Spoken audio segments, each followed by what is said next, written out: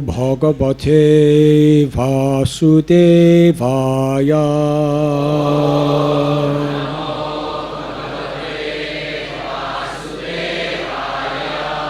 Om Namo Bhagavate Vasudevaya.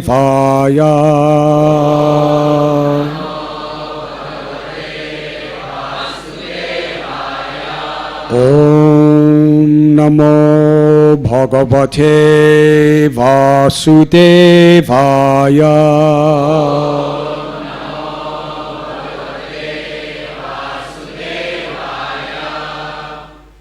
Sri Muchakunda Uvacha.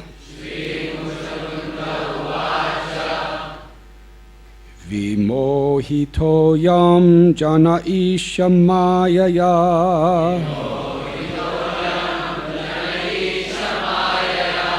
Twadiyaya tvam napajatya nartadrik.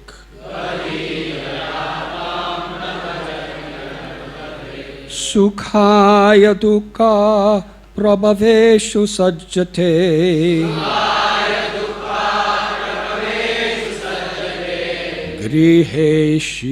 Griheshu yoshit purushascha vanchitaha.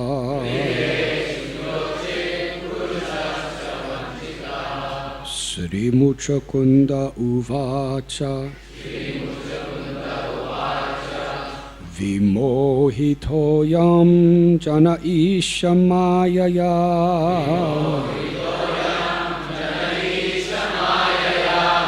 Twadiyaya tvam napajatya nartadrik. Sukhaya dukkha prabhavesu sajjate.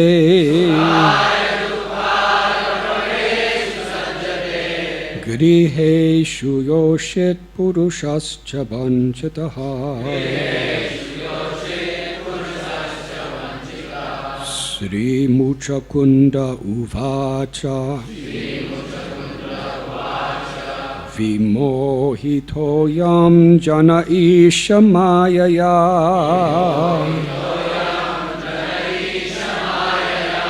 Twadiyaya tvam namajatya nartadrik. Sukhaya dukkha prabhavesu sajjate.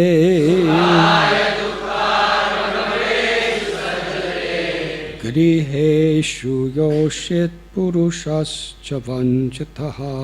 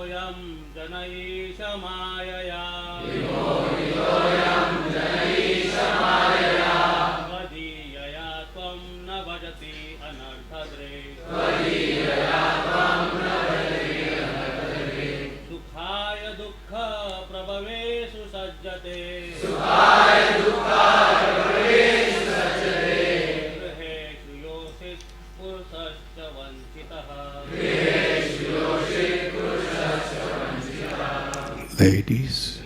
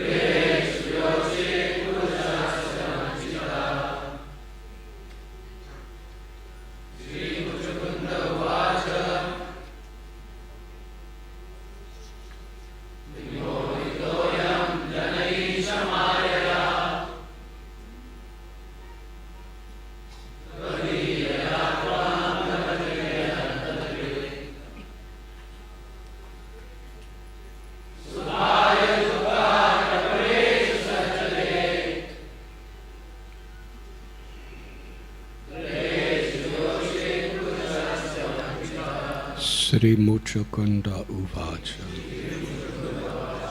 Sri Muchukunda said, Vimohita, bewildered, Ayam, this, Jana, person, Isha, O Lord, Mayaya, by the illusory energy, Twadiyaya, your own, Twam, you, Nabhajati, does not worship, Anartadrik, not seeing one's real benefit, Sukhaya, for the sake of happiness, Dukkha, misery, Prabhaveshu, in things that cause, Sajjate, becomes entangled, Griheshu, in affairs of family life, Yoshit, woman, Purusha, man, Cha, and Vanchita, cheated.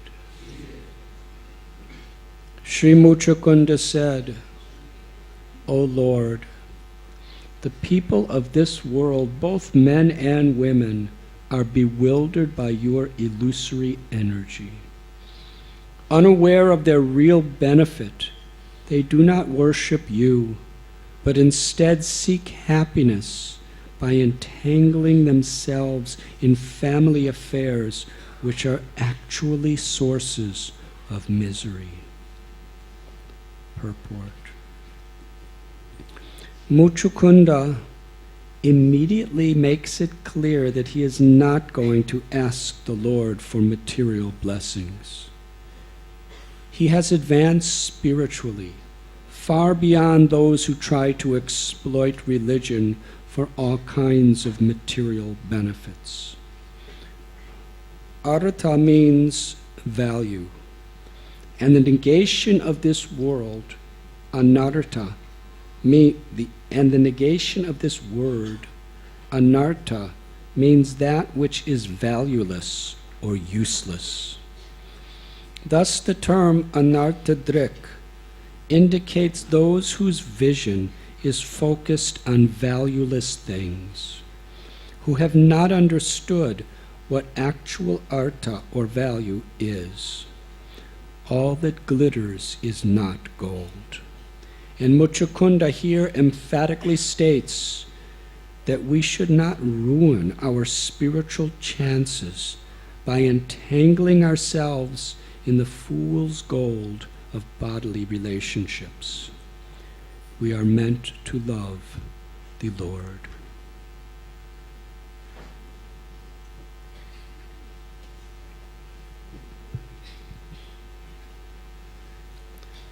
Om Gyantimidandasya Gyananjana Chalakaya Chakshurun Militham Jena Tasmai Sri Gurave Namaha Sri Chaitanya Manobhishtam Sthapitam Yena Bhutale Swayam Rupa Kadamayam Tatati Swapadantikam Vandeham Sri Guru Sri Judhapadakamalam Sri Gurun Vaishnavanscha Sri Rupam Sagrajataham Sahakana Raghunathan Vitam Tam Sajivam Sadvaitam Savadutam Harijana Sahitam Krishna Chaitanya Devam Sri Radha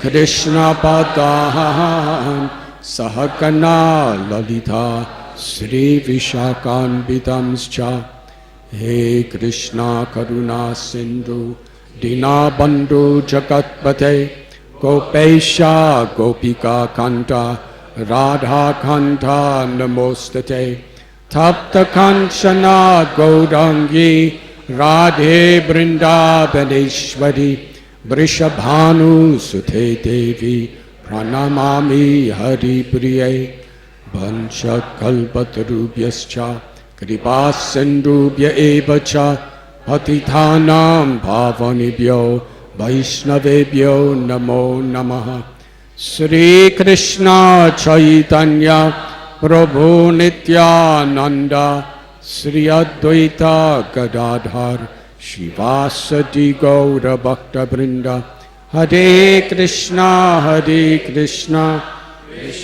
Krishna Hare Hare Hare Rama Rama Rama Hare Hare.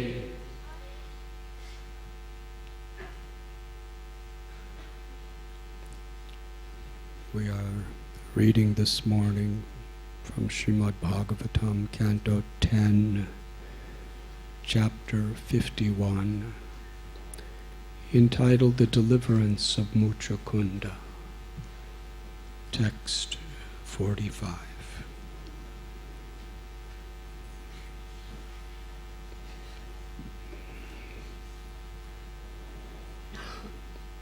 In this context, Muchukunda has just been offered by the Supreme Personality of Godhead any benediction that he may desire.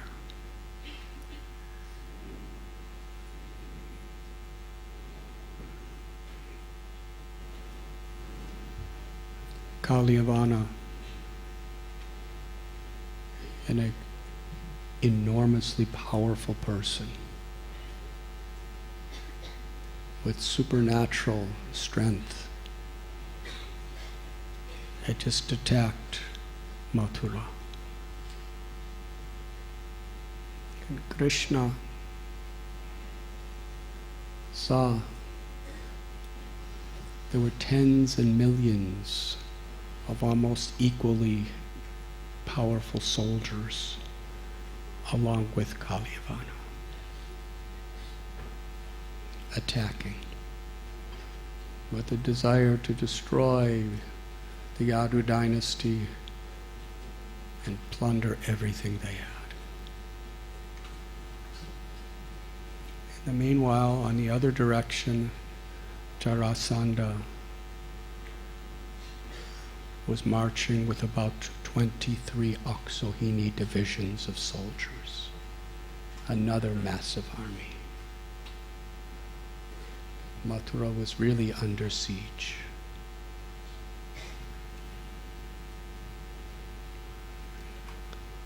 So as we have explained in previous classes, Krishna, to protect the Yadus, created Dwarka instantly. With the help of Vishwakarma, who Krishna personally empowered to do so, they built a kingdom in the ocean, surrounded by water, magnificent palaces. The residents of Mathura went to sleep at night, and in their sleep, without knowing anything what was happening, they were transported with all of their families, with all of their precious possessions, into magnificent palaces in Dwarka. And they just woke up in such a extraordinary, beautiful place. Meanwhile, Krishna, not even putting on any shoes, went out to meet with Kalyavana. Kalyavana challenged Krishna to battle. Krishna didn't even look at him, didn't even acknowledge him. Understand what kind of a warrior this Kalyavana was.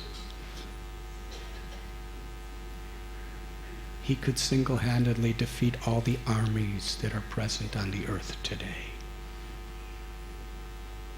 Easily. That was his strength. And here he was, challenging Krishna to battle. Krishna walked right up to him and then kept walking. This was an insult. He wasn't giving any credibility to Kalyavana. It's one thing to say something bad about a person, but when someone's so great and so strong and so influential, and you just give him no credibility, as if he doesn't even exist. Krishna just walked by. Krishna knows how to humble everyone. And in due course, he does. It's just a matter of when we're willing to admit our humble position before God. Sri Chaitanya Mahaprabhu gave us this verse, Trinadapi Sunichena, that one should feel ourselves more humble than a blade of grass. Actually, that is our condition. Because by the powers of time, we're hardly even a blade of grass. We're going to be trampled on in this life or beyond. So to be honest is to be humble. Whatever we know, whatever we can speak, whatever we can do, is all by the grace of the higher power of Krishna's grace. And ultimately it will all be taken away on the material and emotional level. So one who understands this is naturally humble. Ahankar, false ego, can only exist in ignorance, in darkness. Krishna Surya Samaya Hoya Andhakar. Krishna consciousness means to bring the light of Krishna into our lives. And if we're actually Krishna conscious, because Krishna is the source of Surya Narayan, he's the source of the light of the sun, which illuminates everything within this material existence. He's the source of the Brahma Jyoti, the light that illuminates all spiritual and material worlds. And Krishna, as the Paramatma, is within our hearts. When he reveals himself, then all darkness is dispelled. And then ahankar, the false ego, can no longer exist. In the presence of the light, the beauty, the power, the wealth, the knowledge of God, Aishwarya, he possesses all opulences in full, forever. Krishna tells in Bhagavad Gita, whatever great things may be in this world are just a spark of his splendor. Not even a ray compared to the sun planet. So, to the degree we realize the greatness of Krishna, we love Krishna. And in that love, the ego is Jivara Swarupo Krishnara Nityadas, that I'm eternally the servant of Krishna. That's the real ego. That's our nature. But to think I am the proprietor, I am the controller, I am the enjoyer, is simply false ego. Born of ignorance.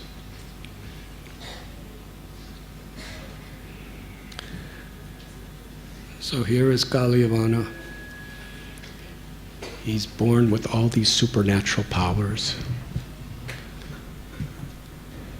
And Krishna just walks by him and turns his back to him. Really an insult. So now this person is extremely angry with Krishna, extremely insulted.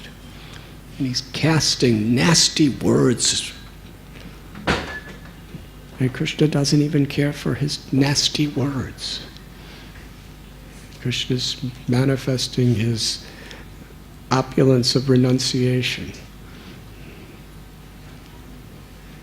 He just keeps walking. And Kalyavana's running to catch Krishna. And Krishna's effortlessly walking. Even though Kalyavana is running as fast as he can, Krishna does not increase his pace of walking slightly. And still he cannot be reached. And he's always the exact same distance away. Just molecules away from grabbing Krishna, but he can't touch him. This is really humbling. No matter what he tries, he can't even touch Krishna. He can't catch him.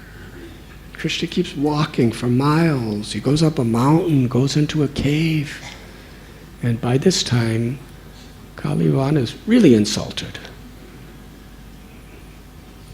And then in the cave, it's dark. He can't see very clearly. But then he sees what appears to be Krishna sleeping. This is really an insult.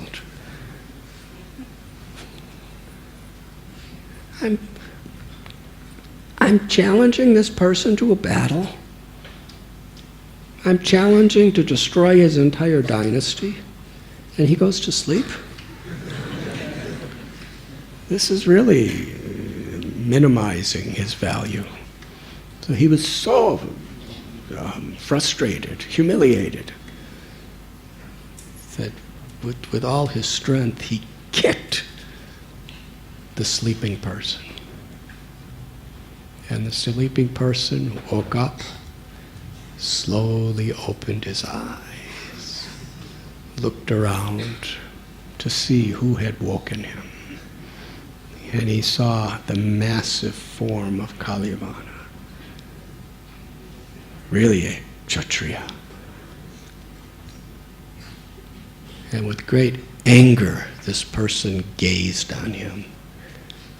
And by the power of that glance, the the fire element within Kalivana's body increased so much that he just burst into flames. And seconds later, his body was nothing but a pile of ashes.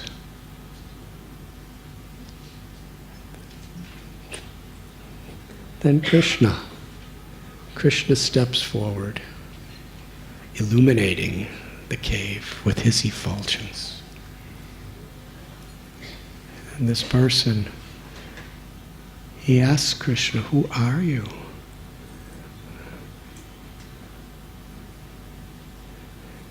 He said, "I think you must be one of the demigods, maybe the god of fire. Actually, you must be the Lord of the three gods. You must be the supreme absolute truth, the personality of Godhead, the source of everything. I could tell because of the way you are illuminating this entire cave, and you are illuminating my own heart." He could recognize Krishna. And then after asking Krishna who he is, out of etiquette, he explained who he was. That my name is Muchakunda, and I was a king of an unrivaled kingdom.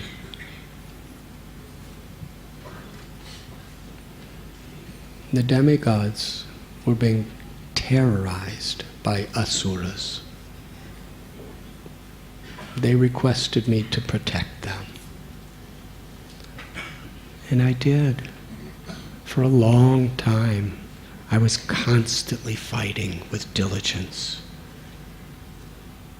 And after many, many, many years, when Kartikeya was established as the general of the Devas, the demigods thanked me that you have done your service well. Now you can retire. We have our own general. But we'd like to offer you any benediction you wish. We can give you anything of this world, but we cannot give you liberation because only Vishnu can do that.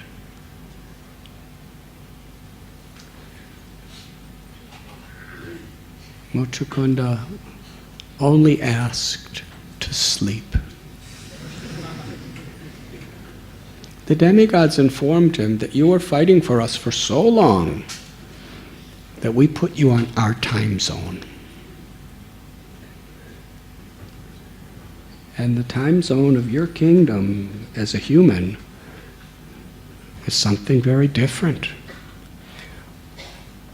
Your wives, all your children, grandchildren, all your friends, brothers, sisters, everyone has long ago died.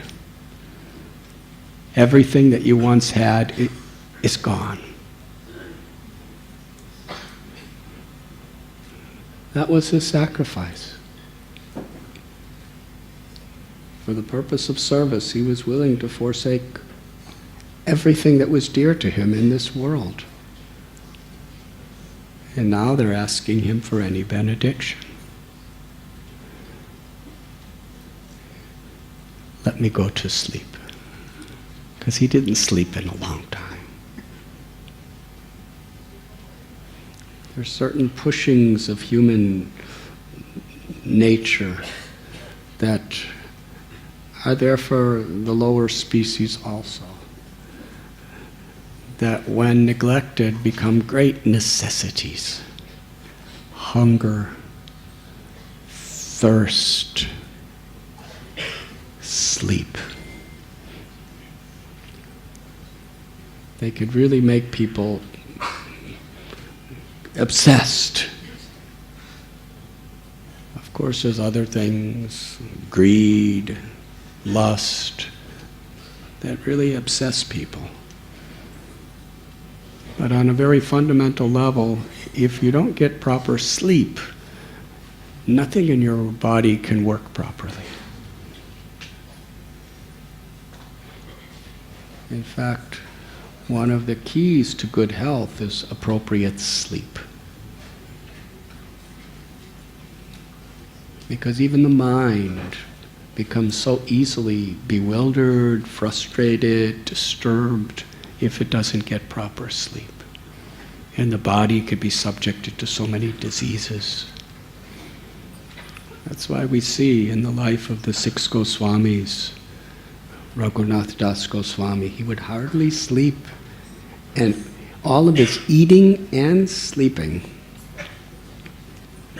and going to the restrooms, whatever else he did for the bodily level, was never more than 1.5 hours.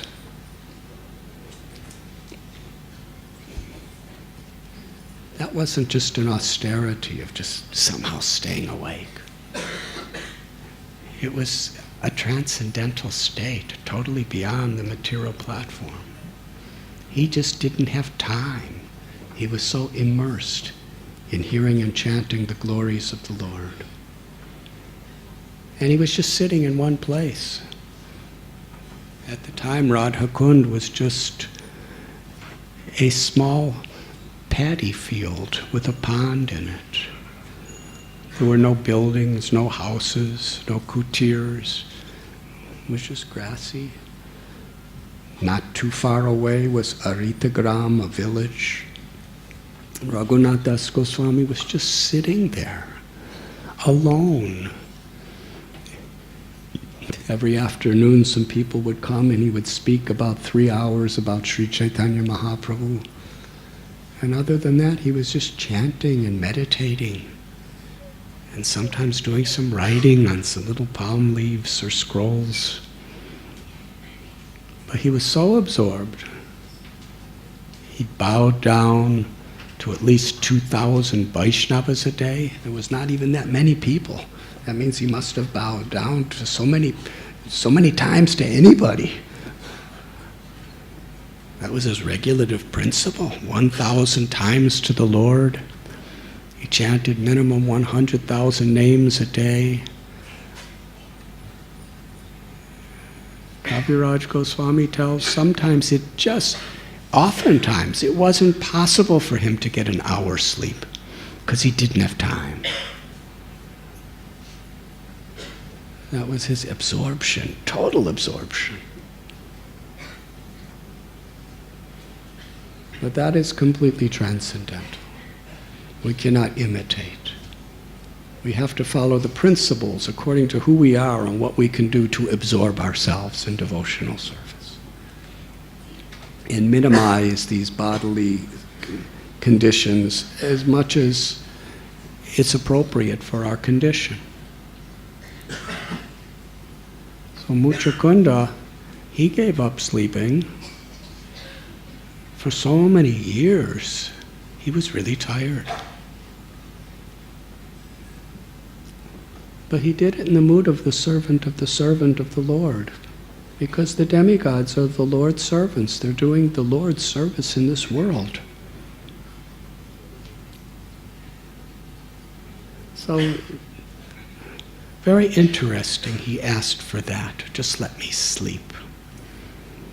On one level, we can say that he was just really tired, and that's all that mattered to him. Because while you're fighting like that, the inertia, the adrenaline of just protecting and protecting and protecting keeps you awake. But after you're done, then everything kind of comes on you. I think we all have that experience. Sometimes when we're really involved in something,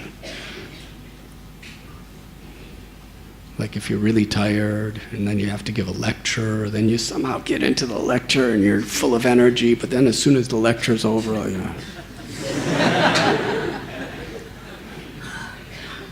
So he was fighting, he was so enthusiastic and he was so busy, he was so energized, and then after he didn't have to do it anymore. All that was left was how tired he was. From another perspective,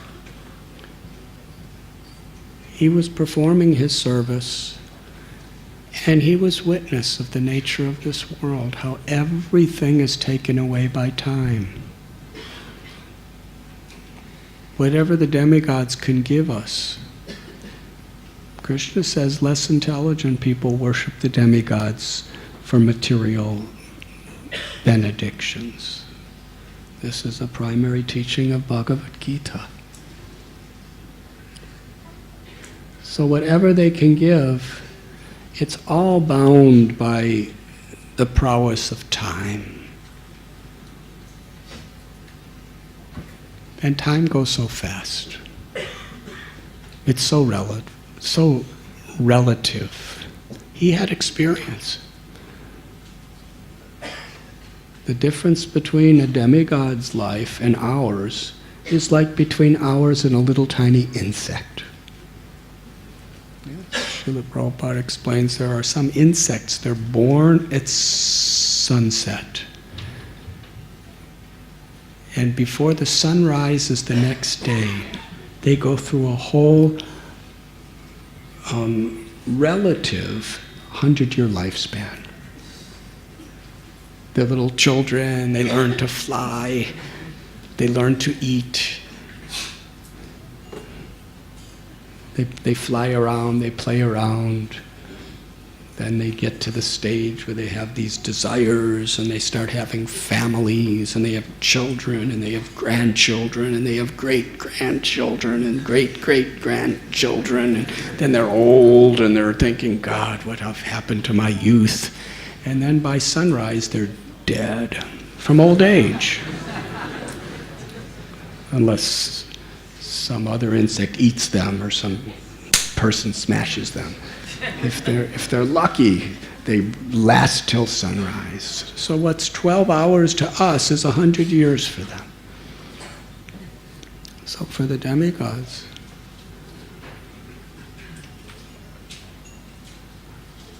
a moment is like 6 months. So he saw that.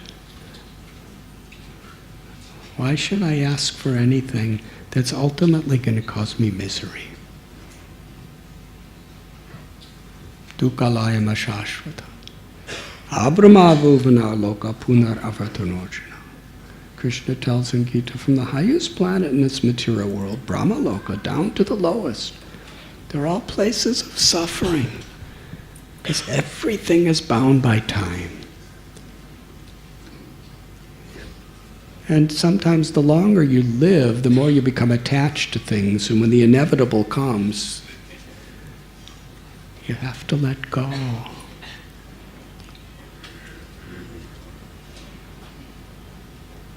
So it's in one sense, it's really a powerful statement, Muchakunda is saying.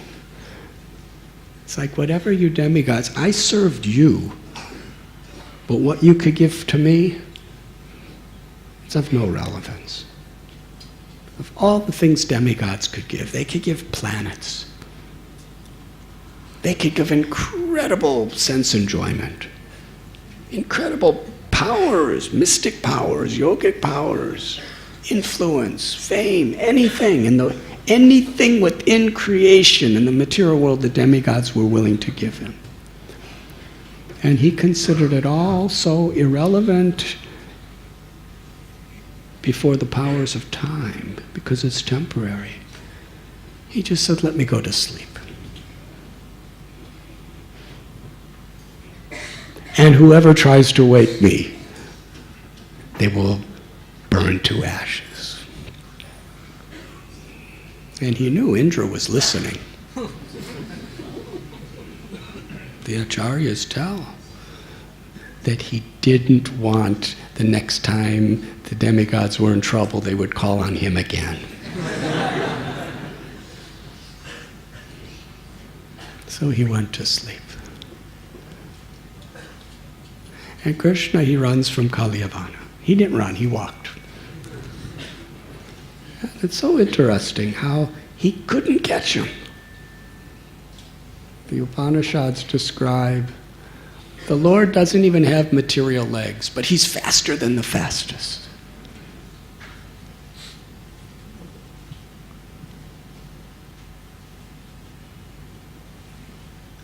No one could catch Krishna. Here is the most powerful warrior on the planet who has so many powers. He could fly, he could do anything. but he can't catch Krishna. And here, the month of Damodar, we celebrate how Yashoda Mai, she wasn't a warrior, she wasn't a mystic yogi, she was a simple mother. But because of her love, Krishna ran away from her. Yes? He walked from Kalivana and he was running. Krishna with Yashoda, he ran.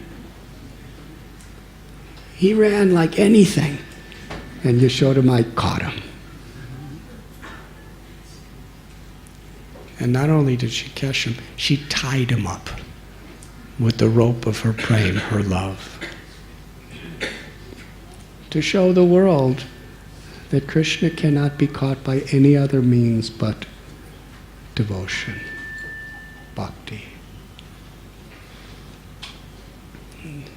In the Damodarastakam that we're singing every morning and evening, Satyavrat Muni from Padma Purana, he's expressing this same concept of benediction. Because people have so many desires in this world. And people live for their desires. He says, I do not want yogic powers. I do not want heavenly pleasures. I do not even want liberation. I do not even want elevation to your abode. I only want to meditate on your pastimes as Damodar, seeing how you're conquered by the love of your devotees. That's his only wish. He's not even praying for his own connection to Krishna. He just wants to appreciate Yashoda's love for Krishna and Krishna's love for Yashoda. Such a Vaishnava. He's not putting himself in the center. In the spiritual world, if we want to go there, we have to have this consciousness. Everyone in Goloka Vrindavan, Krishna is reciprocating with each and every person, intimately, personally, uniquely. When Krishna is sitting on bank of Yamuna, every cowherd boy is thinking he's looking only at me. And when he's dancing in Ras Leela, every gopi is thinking he's dancing and looking only on me. So Krishna has this, and every flower is thinking Krishna just is smelling my fragrance, and he's so happy, and that makes me so happy. And he's looking at my beauty, and that makes me, I just want to be more beautiful for Krishna. Every peacock, every bird singing. Krishna reciprocates directly, personally with everyone. And yet, it's the primary desire of everyone not to be personally enjoyed by Krishna. But everyone's greatest happiness is to see the exchange of love between Krishna and Sri Radha. All the gopis, they may have so many leelas with Krishna and so many competitions and everything, but their primary desire is just to see Krishna enjoying Radha and Radha enjoying Krishna. That's their ultimate benediction. Just Krishna, you enjoy Radha, and Radha, you enjoy Krishna. And I'm here to serve. And for those in Vatsalya Ras, they just want to see Krishna enjoying the love of Yashoda, and Yashoda Mai enjoying Krishna. So everyone is happy to see not their self in the center, but Krishna and devotees in the center.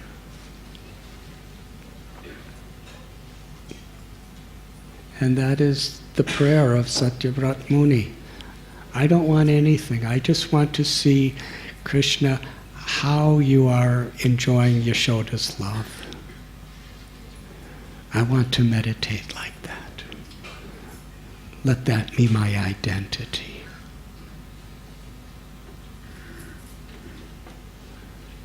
Devotees don't want to be these great souls. Chaitanya Mahaprabhu, in the Ratha Yatra, before revealing the most intimate, esoteric ecstasies of his love for Krishna as Sri Radha, Radha Bhava Duti Subalitam Nomi Krishna Swarupam, he offers a prayer to Jagannath. Gopi Bharatur Padakamalayora Das Das Das Anudas. My ultimate aspiration is just to be the servant of the servant of the servant of your servants. Because that consciousness pleases Krishna the most.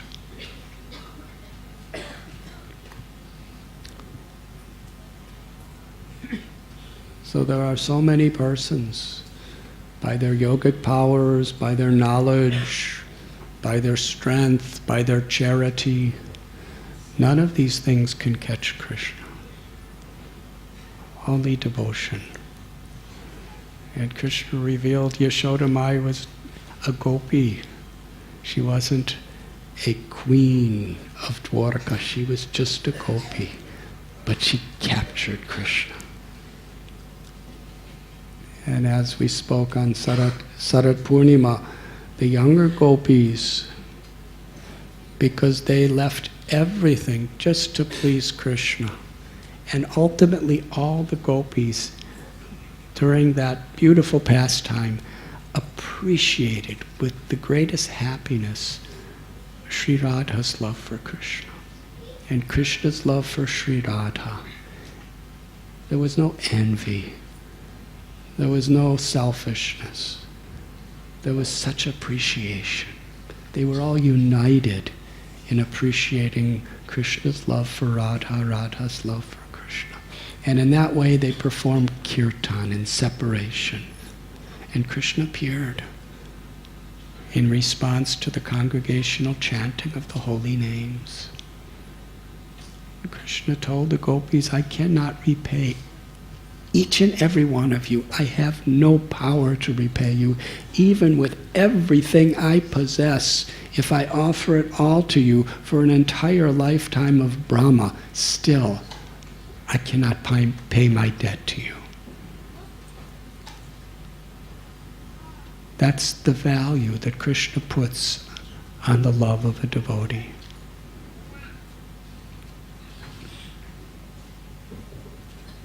Kalyavana, insignificant. Hiranyakashipu, insignificant. Ravana, insignificant. They were the conquerors of the world. But a gopi,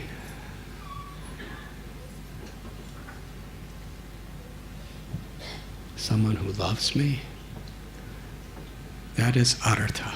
That is the greatest value. And Krishna doesn't give that love easily. Durvasa Muni was a powerful yogi. He was actually an expansion of Shiva, born of Anasuya. And he was such a powerful yogi. He had so many mystic powers.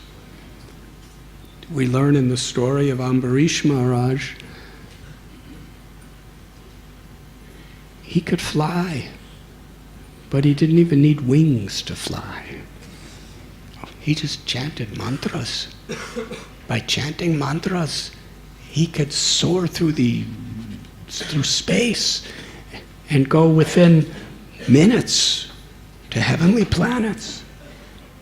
And ultimately he went to Brahmaloka, the highest planet in material existence. And he went beyond material existence to Shiva Loka. And ultimately he went to Vaikuntha Loka. Incredible. What was his powers? And in this case, he wasn't chasing Krishna. Krishna was chasing him in the form of Sudarshan Chakra. And he could not escape. No matter how fast he went, he could not escape. And no matter where he went, he could not escape. Because he offended Ambarish Maharaj by getting angry with him, by blaspheming him, and by trying to hurt him. And ultimately, after getting the guidance of Brahma and Indra and Shiva, he finally fell at the feet of Lord Narayan in Vaikuntha, the ultimate shelter for everyone. Ambarish said, "Please save me. This Sudarshan Chakra is right behind me. It's burning me." It was very similar to Krishna and Kalyavana. Always right behind him. No matter how fast he flew, no matter how slow he flew, no matter where he stopped, the Sudarshan Chakra was always right behind him.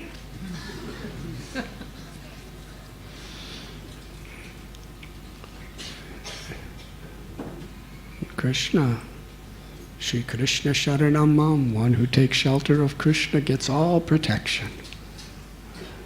So Durvas Muni says, you have promised, you will protect. I surrender to you.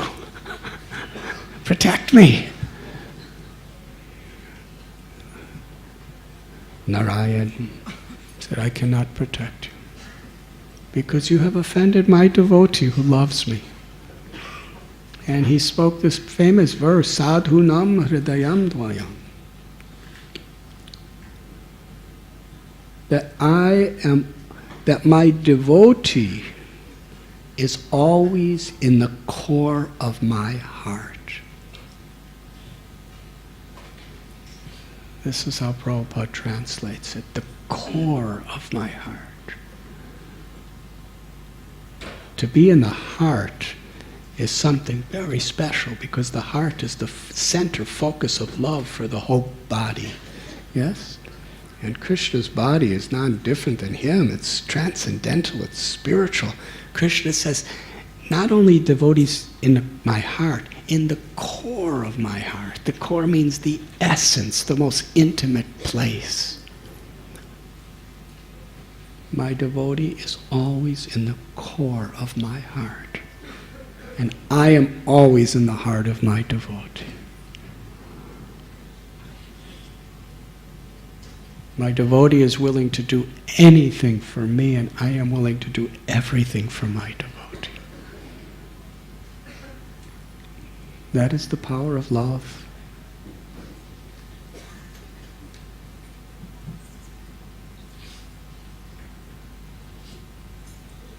Sri Chaitanya Mahaprabhu, who is Krishna, in the love of Sri Radha, during the Mahaprakash at Sri Vasangam, he was glorifying Haridas Thakur. Haridas Thakur had no material possessions. By social standards, which were extremely important in those days, he was considered an outcast, an untouchable. He had nothing material. But he loved to chant Krishna's names. Trinadapi Sunichena. He had that humility. Because he was so humble and so tolerant and so forgiving, he could constantly chant Krishna's names. And Sri Chaitanya Mahaprabhu said about Haridas Thakur, I am forever a prisoner in his heart. Now, nobody in this world wants to be a prisoner. It's a terrible fate to be in prison.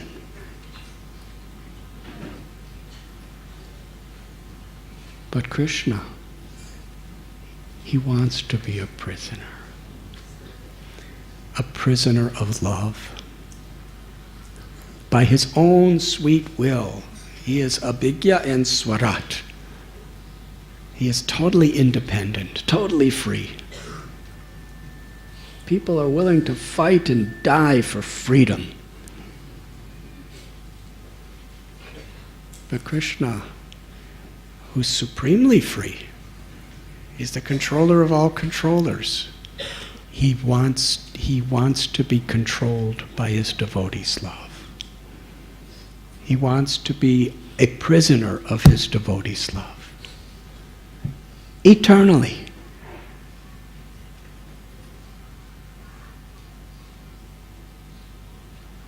No one can catch Krishna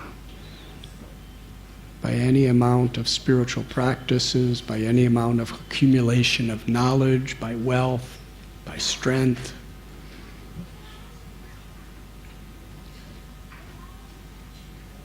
But Krishna is conquered by his devotee. That is the month of Damodar, celebrating how Krishna is bound by the rope of his devotee's love. He's even willing and happy to take the Virat Rupa. We see Bhagavad Gita, how Krishna manifests in the 11th chapter, the universal form. Even the greatest warriors in the universe are devoured by him. But that Virat Rupa becomes a little baby, Gopal,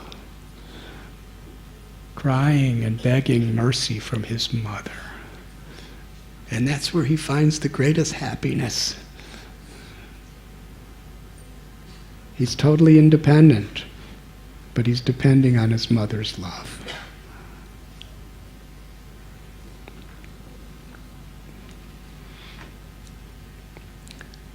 So Krishna reveals himself to Muchukunda, and Muchukunda tells Krishna about his life. I had everything, an unrivaled kingdom. And then, as your servant, I fought for the demigods for many years, and I desired this sleep. And now, somehow or other, this person, he doesn't even take credit. He doesn't say, because of my great potency of, I killed this Kalyavana. He says, by the karmic reactions of his own destiny, now he's burned to ashes. This is the nature of a Vaishnava. We want to give everyone else credit and not take it for ourselves. But when we do something wrong, we're very humble to take the blame. That's how we grow. And that's the nature of a great soul. And as we understand what greatness is, what spiritual greatness is, we have a whole different view of life. Because in the material world, people want to give everyone else the blame for their own faults and want to take credit, even for what is given to us or what others has accomplished. But when devotees see this, they feel sorry for such a person. They don't think, oh yes, you are so great. You may say that, but in your heart, very unfortunate. Very poverty-stricken heart needs to do that. Real greatness is to have the power to appreciate the greatness of others, and ultimately to appreciate Krishna's greatness and how it can manifest through me and how it can manifest through other people, and appreciate it's Krishna. And to take blame. So this is Muchakunda's consciousness. And then Krishna reveals himself. He said, you are asking who I am. I have appeared with thousands of forms, and I have appeared with thousands of names, and I have performed thousands of activities. So many. My names, my forms are limitless. Even if a great scholarly person, after many, many births, in every birth, counts every speck of dust on the whole earth planet and adds them all up, birth after birth, all the dust on earth, it will not even be in comparison to my names and forms. This is who I am. But in this birth, Lord Brahma called me because of troubles he was having. Approached by Bhumi, a simple mother cow who was earth herself. And I took birth as the son of Devaki and Anakudundabi, or Basudev. Therefore, one of my names is Vasudev. Just see Krishna. He's taking the name in relationship to his father. And he loves these names. Although he's the source of everything. Aham bija pratapita. He's the father, the mother of every living being. Aham sarvasya prabhavo mata sarvam pravartate. He's the source of all spiritual and material worlds. But he loves to be associated with his devotees. Yashoda Nandan, Nanda Nandan, Dasarati Nandan, Kausalya Kumar, Vasudev, Gopinath, Radhakanta. He loves to be associated with his devotees forever. And Krishna is telling Muchukunda that in your previous times, you have prayed to me. You have been my devotee for a long time. And now I want to offer you any benediction you desire. And Krishna tells Muchukunda, now choose some benedictions from me. The demigods told him that we can offer you anything of this world, but we cannot offer you liberation. What to speak of what is beyond liberation? Now Krishna is saying, you can ask a benediction from me. I can give you anything and everything from either this material world or from all the spiritual worlds.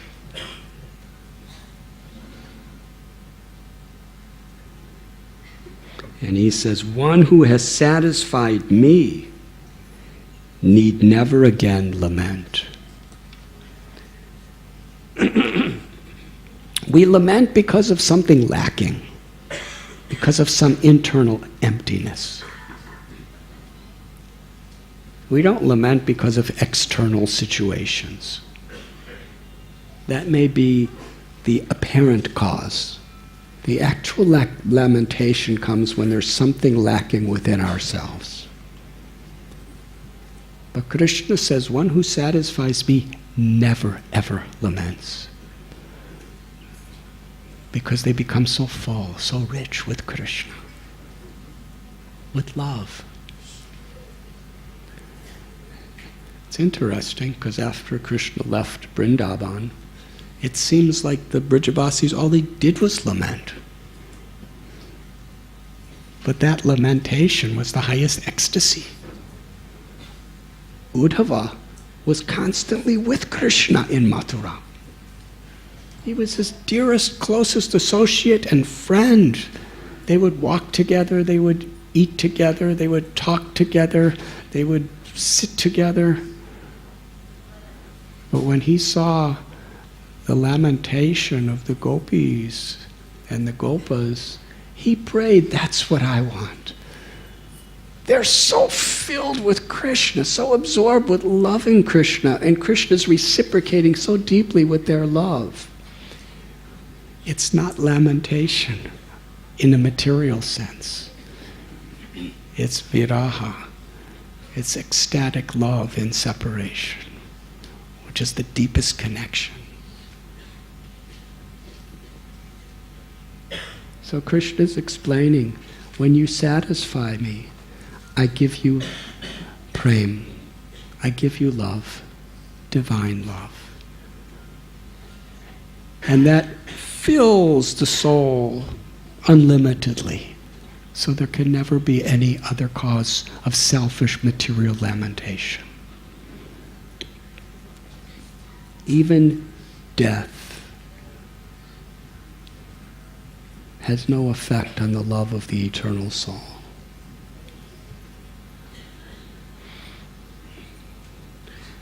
After Krishna offers the benediction to Muchukunda, Muchukunda bows down. And he remembers the words of the great sage Gargamuni. Gargamuni predicted Krishna. During the name-giving ceremony of Sri Nanda Maharaj in Gokul, he revealed that this little child, Gopal, is the Supreme Personality of Godhead, who appears in every age, and now he has come. And Gargamuni also blessed Muchukunda that he would have the darshan of Krishna. And here Muchukunda is asking, he's preparing to ask for his benediction in today's verse. He's saying the people of this world, both men and women, are bewildered by your illusory energy, unaware of their real benefit. They do not worship you, but instead seek happiness by entangling themselves in family affairs, which are actually sources of misery. He has realization. He's being tested by Krishna. You see, we could learn philosophy, so much nice understandings of the difference between matter and spirit, truth and illusion. But unless we really have that higher taste, param dristva nivartate, that only comes through realization, our intellectual adjustments cannot really protect us when the tests come. They give us the right direction.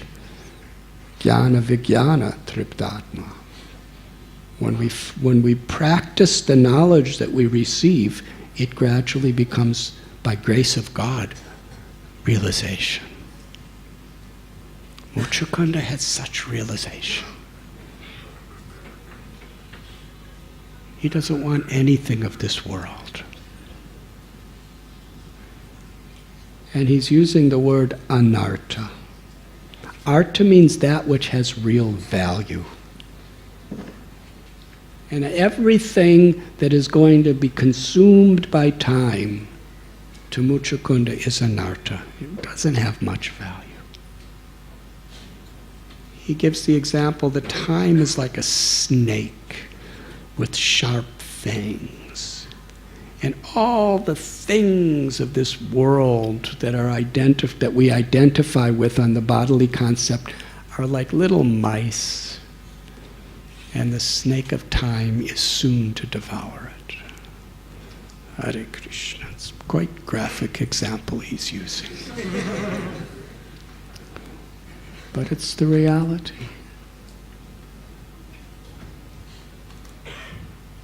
In the universal form, Krishna says, time I am, devouring everything, everyone, on the bodily and mental states.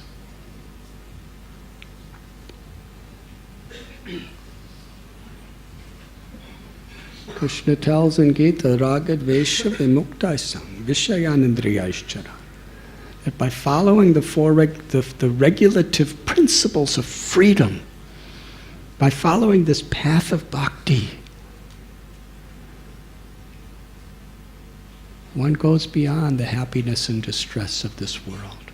One actually is established in the true eternal self, the Atma, which is beyond time. Nahanyate hanyamane sarire, beyond death. That which will give us happiness beyond birth and death That is Artha. That is of real value.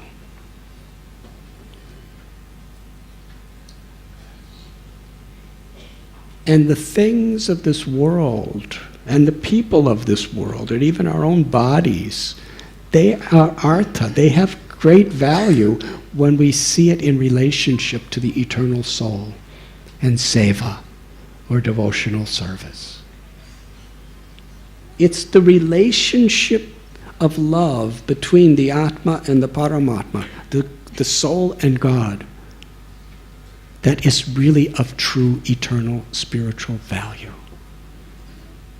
And Rupa Goswami tells us that whatever is in this world that is seen in that context and used accordingly, it has great spiritual value.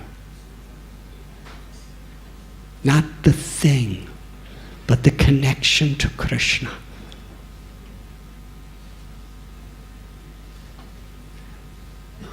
The only benediction Muchukunda wants, my Lord,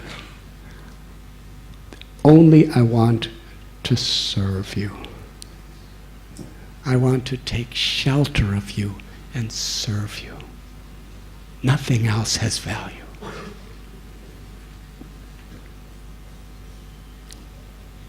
Vrindavan Das Thakur,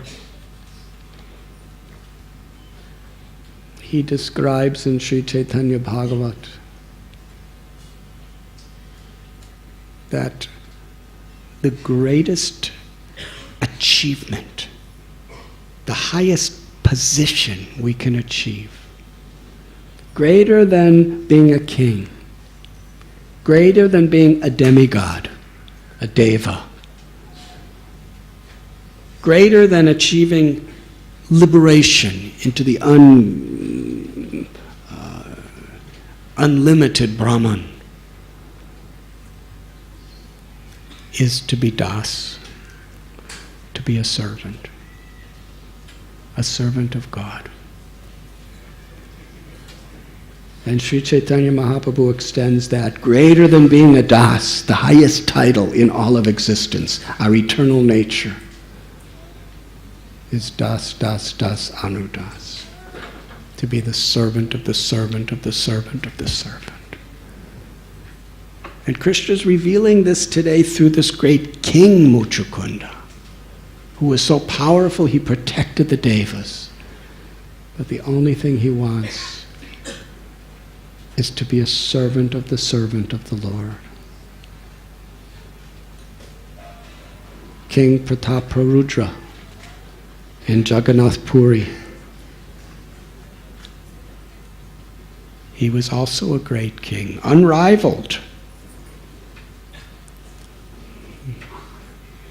Lord Chaitanya would not meet him because generally kings are very much attached to material prestige, power, luxury. So sannyasis don't affiliate themselves with that. But when he saw King Prataparudra with a broom sweeping the street for Lord Jagannath and the devotees, and understand, Sri Chaitanya Mahaprabhu does not just see the thing you do. Krishna sees our intent, our purpose. Ishvara sarva bhutanam hriddeshya arjuna tishtati, because he's within our heart. Everyone else is seeing from the outside in when they look at us, but Krishna is seeing from the inside out. He's seeing what is your motive, what is your purpose, and why you're doing what you're doing. And he's going to reciprocate with us according to that vision. King Prataparudra, even though he was a king with such power and such youth and such beauty and such fame and such loyal subjects, he was sweeping a street, not just to show that I'm humble, but because he was honestly, earnestly, genuinely feeling himself, Jagannath, you are the king. I'm just your servant. Whatever I have is yours.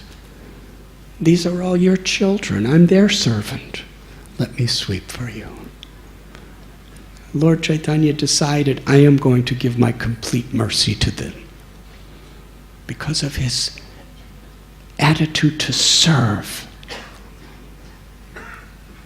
And later on, King Prataparudra was given the service of disguising himself and going into the garden where Lord Chaitanya was resting, where he was massaging Lord Chaitanya's lotus feet and legs.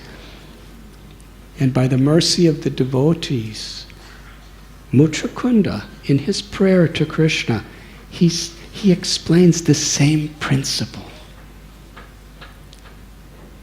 He's a great king, but he's saying when one actually comes to the state where one can,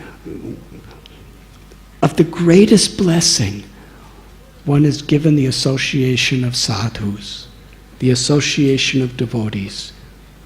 Because at that point, one's material conditionings and sufferings is finished. Because in the association of devotees, we get Krishna's blessings, we get that connection, and we get the ways, the means by which we could transcend. So the devotees told King Prataparudra, sing the Gopi Gita to Sri Chaitanya Mahaprabhu. And he was singing. And Lord Chaitanya was embracing him and weeping tears of his love and bathing King Prataparudra with those tears. Then Lord Chaitanya asked the king, who are you? You have brought so much nectar to me. You are the most munificent of all welfare workers because you are awakening Krishna within my heart and you are bestowing it upon the world. Tell me who you are. And King Prataparudra spoke from his heart. He said, I am the servant of your servants. And my only aspiration forever is only to be the servant of your servants. And Srila Prabhupada explains there, this was the realization of Dhruva. This was the realization of Prahlad. Even when offered anything, they only wanted to be servant of servant of servant. This is true Artha, true value. Because it is beyond time. It is the eternal nature of the true self. Thank you very much.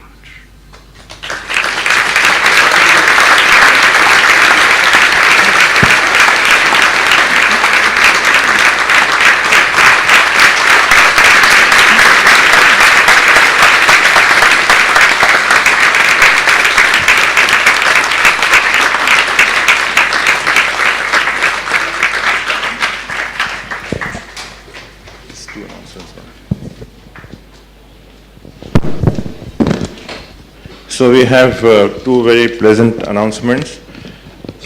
4 devotees, 2 couples, have come here with their families, one of them actually from out of town, really to seek the blessings of all the devotees and of course Radha Gopinath ji for their marriage announcements. May I ask Harish Gali Prabhu and Gitanjali Belidandi Mataji to stand up, please.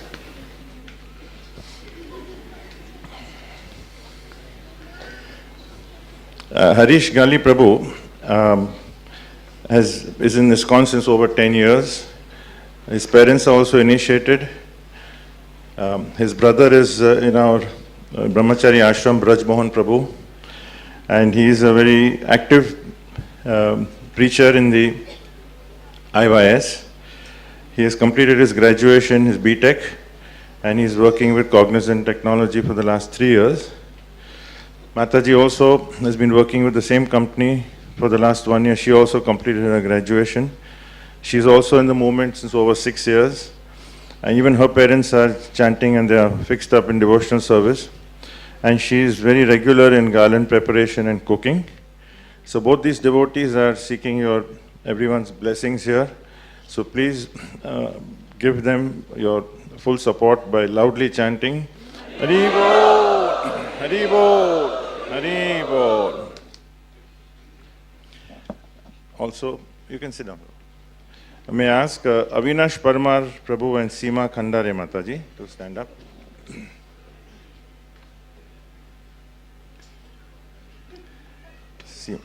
So Avinash Prabhu, both of them are in the Mira Road and connected to Radha Giridhari temple as well as our temple.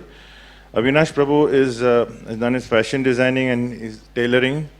Many devotees have used his services. He loves devotees and he's also been chanting for the last couple of years. Is a regular at the Radha Giridhari temple. And Seema Mataji has been a devotee from the time she was born. She's the daughter of our Radha Raman Prabhu, who's the electrician at Bhaktivedanta Hospital. So she has been surrounded by devotees right from her childhood, and she also is rendering regular service at the temple right from her childhood.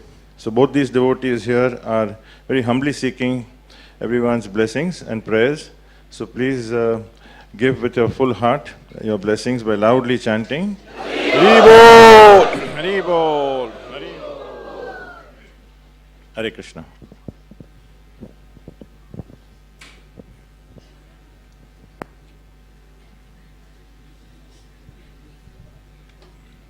Thank you very much.